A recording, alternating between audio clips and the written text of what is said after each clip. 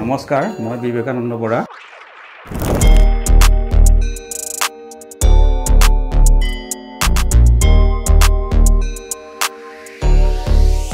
মোৰ ঘৰ ঢেকিয়াজুলি জংঘলবস্তি বুলি কয়। এইটো আচলতে ঢেকিয়াজুলি গাঁও।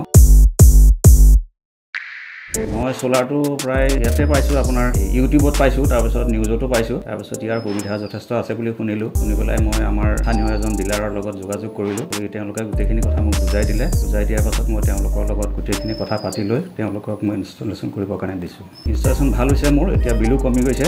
আগত যিটো বিল আছিলে এতিয়া মোৰ প্ৰায় 2 মাহ ধৰি বিল নাই, বিল দিবলগীয়া হোৱা নাই। আৰু এতিয়া মোৰ পইচা জমাহে হৈ আছে এতিয়া একাউণ্টত। হয়, মই ইতিমধ্যে দুজনক মই মৌখিকভাৱে কৈছোঁৱেই। কোৱাৰ পাছত তেওঁলোকৰ লগত যোগাযোগ কৰি পেলাই তেওঁলোকে ইনষ্টলেশ্যন কৰি ল'লে। আৰু মই যিহেতু চৰকাৰে এনেকুৱা এটা সুবিধা দিছে, গতিকে সুবিধাটো সকলোৱে গ্ৰহণ কৰক। আৰু বিদ্যুতৰ মাচুল ৰেহাই কৰিলেও সৌৰশক্তিৰ দ্বাৰা আপোনালোকে বিদ্যুৎ যোগান লৈ আপোনালোকে সুবিধাটো গ্ৰহণ কৰিব লাগে।